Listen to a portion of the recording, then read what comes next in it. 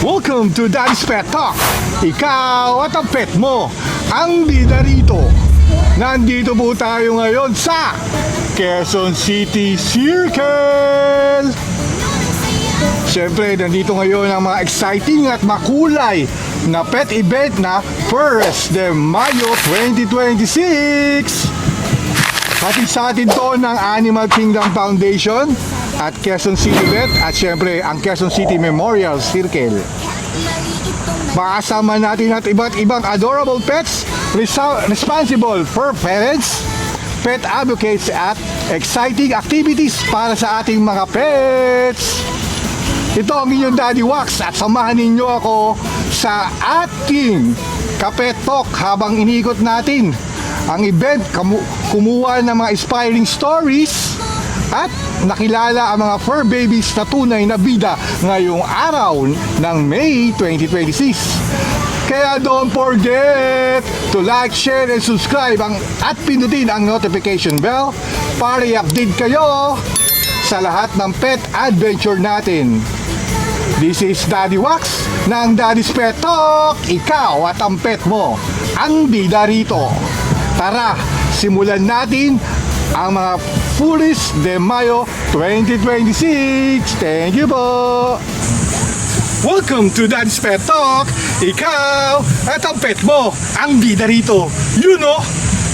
Siyempre, may gusto akong ipakilala sa inyo. Sir, pwede nyo bang ipakilala ang inyong sarili sa ating mga ka-pet talk at sa mga pet community? Hi, I'm Dr. Ray po, ang OIC City Veterinarian ng Quezon City. Yun. Si Doc Ray, siyempre, kilala to ng QC pagdating sa vet eh. Yes po.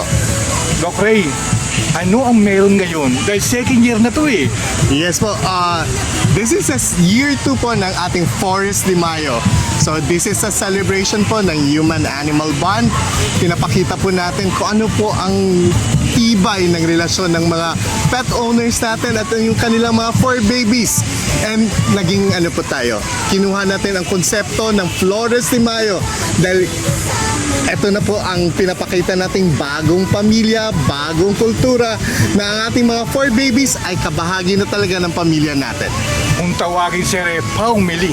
Yes, yan ang bagong term natin, the family natin.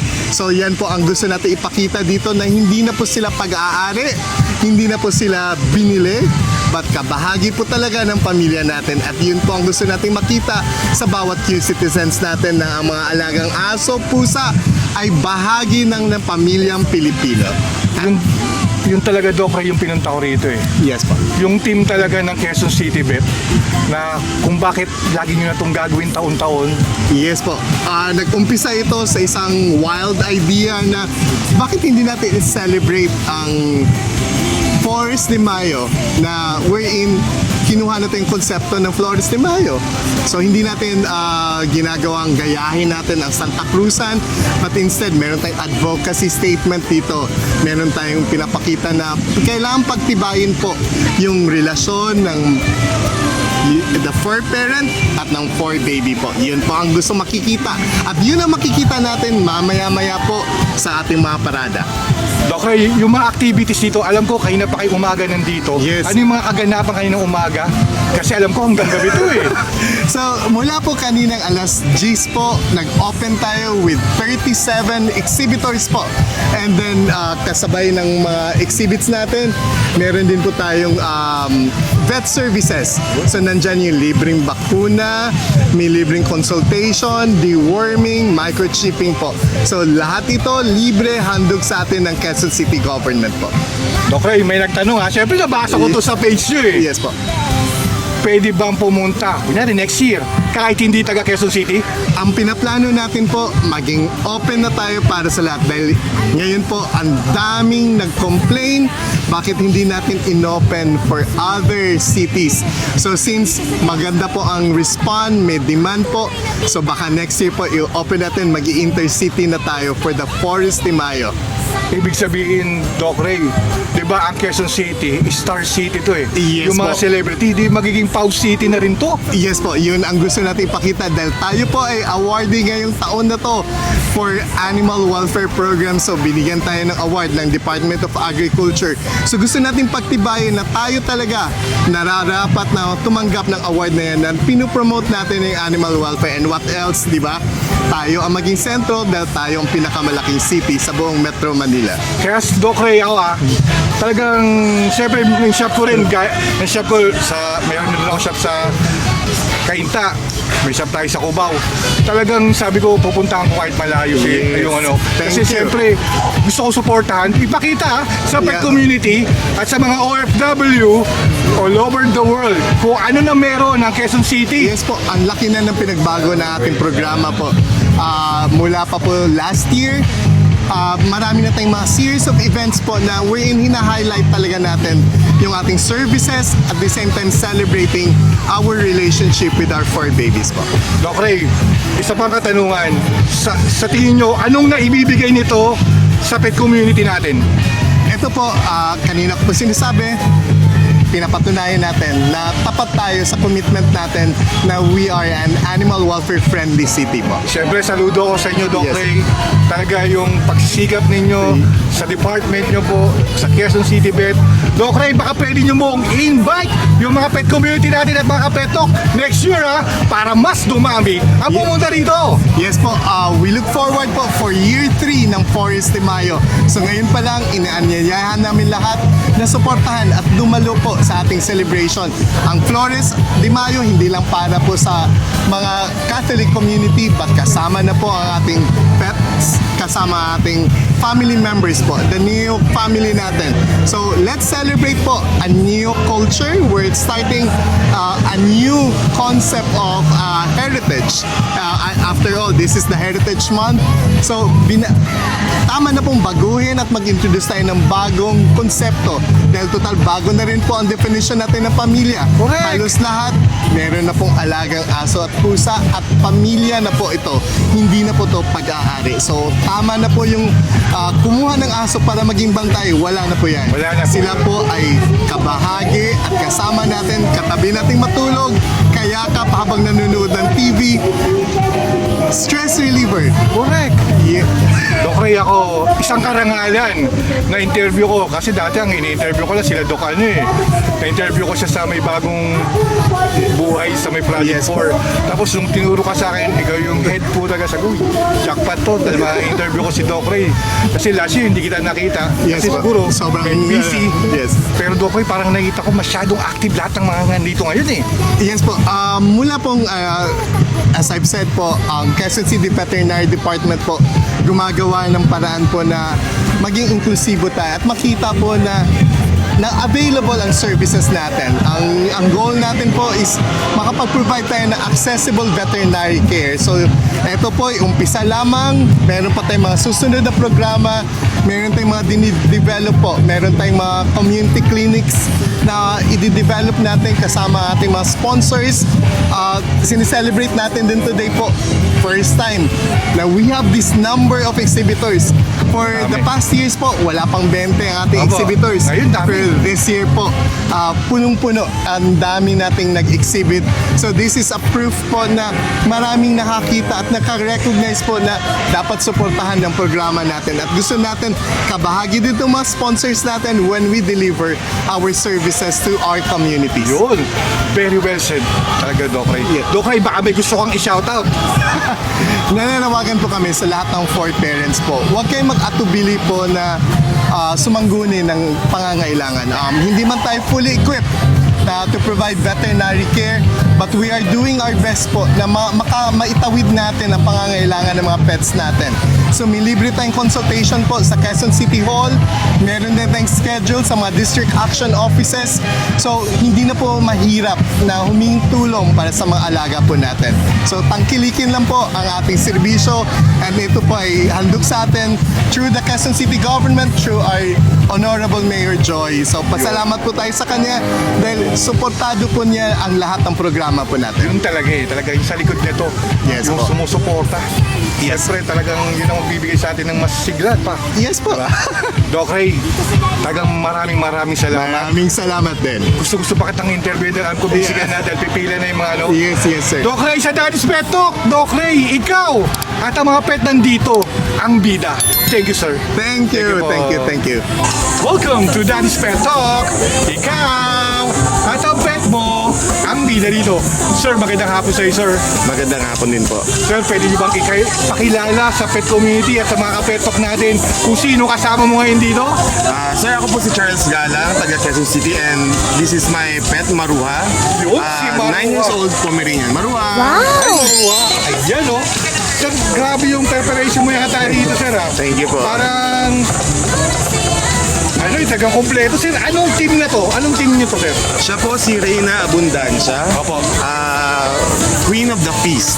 Queen of the Beast. Sir, yung sa ano niya, paano nyo ginawa to, sir? Anong ibig sabihin itong nakalagay dito? Sir, itong lahat na nakikita nyo rito are made of paper, so paper mache and recyclable materials. Nakikita natin na dito ang lechon baboy, kung ano ang paborito natin sa Pilipinas, lechon manok, pansit, spaghetti, at mga sweets na galing sa Pilipinas. Grabe. Sir, paano to pumasok sa idea mo para gawin yung ganitong bagay na to? At siyempre, grabe ni si Marua, sobrang fit na siya eh. Sir, alam naman natin na mahilig tayo sa celebration, sa fiesta, sa Flores de Mayo. Doon ko po naisip na why not Filipino delicacies naman ang i-present natin sa mga tao. Kumbaga, hindi ka na lumalayo talaga sa Opo. Philippine culture Opo. talaga. Itong May talaga to, fiesta to eh. Yes po. Diba? Kaya po ang suot ni Marua ay isang Filipiniana dress, Maria Clara, or tinatawag ding maskota, di Zamboanga, para i-representa ang bansa nating Pilipinas, ang kasuotan. Sir, sa mga ibang pet expo, pet event, sumasali ba kayo? Yes po, nagpupunta rin po kami. Kung kaya na kasi siyempre sa dami ng tao doon, hindi ko na rin pag inabangan ko kalagad ko si Marua, ngayon kilala ko si Marua. Opo. Siyempre pag nakita ko agad kayo kasi sa dami ninyo talaga Opo. na talagang mga pet. Marami po talagang maganda at magaling gumawa ng costumes na pinako-contest din nila. Kaya natutuwa rin ako, siyempre, kumbaga kayo, mas ginagandahan niyo pa. eh. Opo. Sana next year, pag nanalo ka ngayon, malamang may rules na sa next year na bago, na pwede Opo. mag-runs na, ha? 3 consecutive, Salamat po. yun naman yung timbre sa akin, ha? Kasi parang yun sa interview. yun.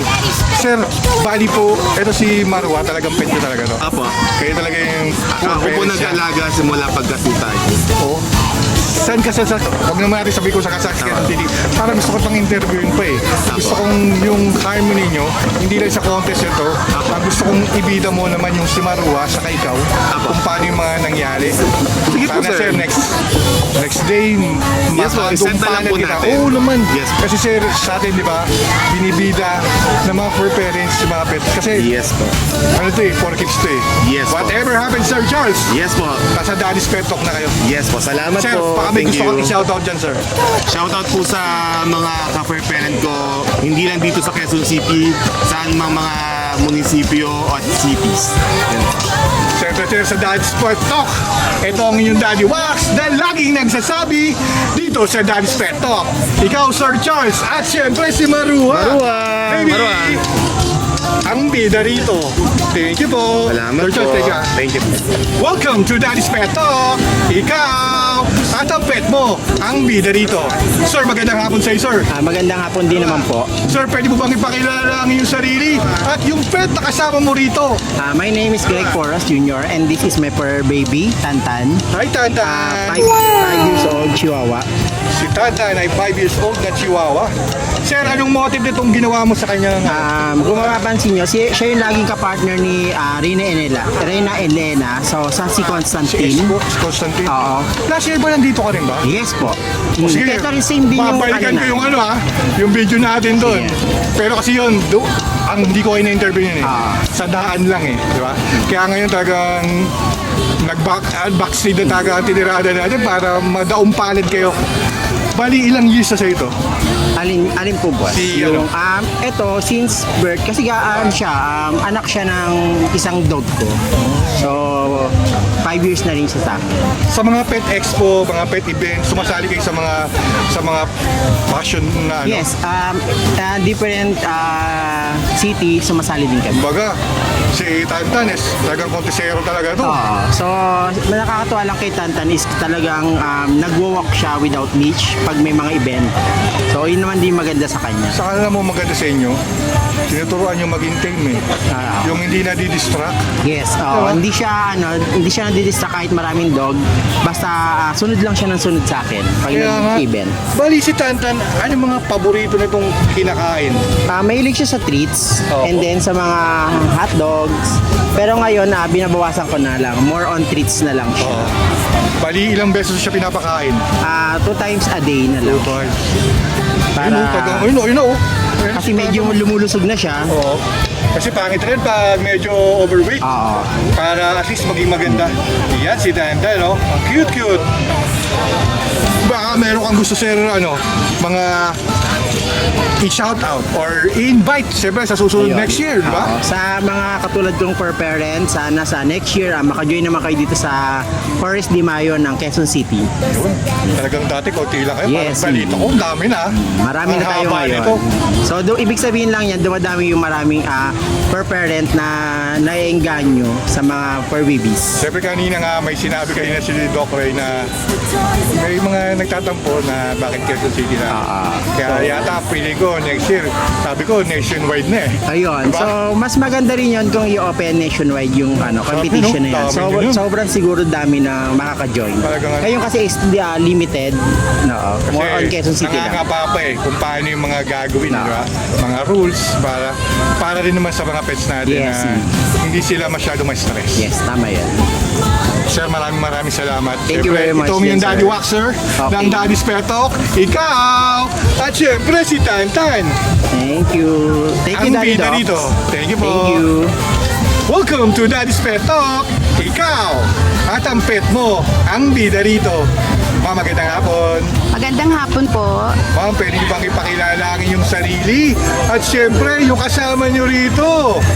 Ako nga po pala si Mabel Lames Ilaga at ang aking alaga si Candy. Si Candy! Ayun po! Papakita natin ha, si Candy kung ano, yan o. Grabe yung ginawa niya rito ha. Ma'am, anong motive niyo rito dahil sa Reina de las Flores po siya? Paano niyo yung idea na ginawa niyo para maging maganda yung higaan ni habang naglalakad? Ang ano ko po dito, syempre Reina de las Flores po. Siya po ay Reina ng mga bulaklak. Yun. Candy! Candy! Uy. Candy! Yan o! Ang sarap naman yan! Ma'am, ilang taon na si Candy sa inyo? Ano pa lang po siya, 11 months. 11 months? Opo. Uy, baby pa yan. Ako, inaantok na yung baby ko na yun. Uy, pero sarap ng mo dyan ha, pahingaan, baby Opo. ha. Mukhang nagpapakit sa camera eh. Oh. Uy, ang Parang sarap ang ganda po kasi ng higaan niya, naging fur. Kaya nga. Kaya parang comfortable po siya dyan. Ma'am, bilang isang fur parents, kasi napaka-tame nito eh. Dapat tatawal to, gugulo to. Ano yung mga sikreto na ginagawa mo para hindi siya may stress? Sa bahay po, kinakausap ko po siya. Tapos pagka sa mga lugar po na pinupuntahan namin, dinadala po siya namin para masanay po sa mga tao. Yun, Ayan oh. po. Para hindi po siya matatakotin kung saan man po kami punta. Yung mga sikreto ng preparation nyo, may sikreto ba kayo? Pinapatulong mo ba yan para lumakas o may pinapakain ka ng masarap? Wala po, pero ang ano lang namin, ay pinapakain lang po siya namin ng tama. Pagka baby pa po, 3 times a day. Pagka 1-year-old na po siya, once a day na lang. Ma'am, pwede ka bang mag-invite sa mga fur parents na gaya mo? Siyempre, hindi lang naman to contest eh. Apo. Banding nyo itong dalawa eh. Apo. Diba? Pwede ka bang mag-invite? Hello po mga fur mommy, fur daddy. Inaanyayahan ko po kayo na sumali sa mga event na tulad nito, Flores de Mayo. Kasi po ito pong event na to para po sa mga pet natin. Para bigyan pong halaga na yung pet po natin isang pamilya. Correct. Ma'am, baka may gusto kang i-shoutout dyan. Shoutout po sa pamilya ko sa Dueñas, Iloilo. Yun, Dueñas. Yun. Mga lamis po. Ilongga si ma'am. Yun, ah. Ilong. Yun. Ma'am, maraming salamat ha. Dahil alam ko mag-start na yung event. Ma'am, good luck po ma'am. Apo. Sa kay Candy Candy. para maging maayos. At mamaya makukuha na ko naman kayo ulit pag dumaan kayo sa harapan ko. Ito ang inyong Daddy Wax na laging nagsasabi dito sa Daddy's Pet Talk. Kayo at si Candy. Candy. Hey, hoy! Bango na naman si Candy oh. Alerto. Ang bida rito. Thank you po. Thank you ma'am. Thank you po. Welcome to Daddy's Pet Talk! Ikaw at ang pet mo, ang bida rito. Ma'am, magandang hapon! Ma'am, pwede nyo bang ipakilala ang inyong sarili at syempre kung sino kasama nyo rito ngayon? Ako si Merlin Intong, taga Novaliches, at ang aking kasama, si Luna. Si Luna! Ayan. Ma'am, si Luna, anong breed ni Luna mo? Persian. Persian. Luna! Ma'am, ilang buwan na sa inyo si Luna? Si O ilang Luna taon na? ay isang taon ngayong July 22. Ma'am, kasi alam ko, second year nyo na itong pagsasali dito sa Puris de Mayo ng Quezon City. Pangalawa. Ma'am, bakit talagang gusto nyo sumali sa mga ganitong okasyon? Bilang isang may alagang pusa, masaya. Ang saya talaga. Kahit Masaya. sabihin na gumastos ng kaunti sa pamasahe o ano. Pero yung saya, hindi talaga. Yun sinasabi, ang saya hindi mababayaran. Saka yung banding nyo. Yung banding yung dalawa. Yung banding nga, ayun. Thank At you. saka, Nag-enjoy pa kayo ha? sobrang enjoy talaga. Ayun, Oo, oh. tingnan mo, napansin mo ko. Sabay ganun. Dati hindi Totoo kayo naman nakagaw. eh. Ngayon naggaw na. Baka pa every year nag-iba rin Yes po, kayo, taga Novaliches QC lang ako. So, next year, andito na naman ako. Correct. Oo. Ma'am- Di ba? Suportaran natin yung may mga alagang pusa at aso dahil sila ay katotoo lang, sila ay malaking parte sa tahanan natin. Bakit? Katulad ko, 54 na ako. May dalawa akong anak. Parang 53 ka lang eh. Isa lang yun ah. Dalawa akong anak, 54 at saka, 54, sorry. Isang, binata at dalaga. Katulad ko, hindi wala na akong mister, ibig sabihin mag-isa lang akong naiwan sa bahay. May alaga akong pusa, may alaga akong aso, yun ang nagpapasaya sa akin. Yun. O, di ba? Siyempre si Luna. Isa Oh, pa. yes, hindi lang si Luna, meron pa silang kasamang 15 sila nun sa bahay. Dami ah. Yes po. Parang nagka-cat litter ba Kasi, yun? yes po. Naku po, ang daming cat litter Yes niyan. po, katulad ng mga tinapon, no, mga kuting pa lang, pinapadidi ko pa. Yes, Hindi mo sure. matalikuran pa ika-isang na talaga Diba? Hindi Iba. talaga yung iyak ng pusa, hindi mo matalikuran. Ma'am, parang sabihin na okay lang mapagod ako. O yung buhay niya na, di ba naisalba mo? Yun talaga. gusto kang interview pa ng ibang solo mo ah. Kasi Totoo yan. masarap talaga Kasi lagi kong sinasabi, ayoko na, tama na sila. Pero yung pumunta ako ng isang lugar na may nakita akong puting na parang kakapanganak pa lang, pabuhay ba yun? Pero ngayon, magtatatlong buwan na siya sa akin. Na kaya ko siyang pinapadidi ko lang, ganun. May nabuhay. Ganun. Blessing Kaya, kasi sila, blessing eh. na nga po totoo naman po yun. Kahit ayawan mo. Kahit sabihin mo, sa dami nila, bakit napakain ko sila? Correct. Ang, ano lang naman, ano ko lang naman kumukuha lang ako. Ito sir, itong cat grass na to. Dito ako kumukuha ng pangkain nila. Opo. Cat grass, yun lang. Tapos kumuha ko ng cat grass, yun lang. Wala akong asawa, sa mga anak ko ayaw ko Talagang humingi si sa Luna kanila. lang. Yes po. Ma'am, syempre ma'am, malapit na mag-start. Yes po. Ready na kayo. Ma'am, maraming salamat at nagpa-interview Thank you kayo. rin po. Sana isang araw, ma-interview ko pa kayo ng mahaba at Yes magkwentuhan po. pa tayo. Yes Ito po po. ang yung Daddy Wax ng Daddy's Pet Talk. Okay. Ikaw at si Luna. Yes. Ang bida rito. Thank you po. We've got it all.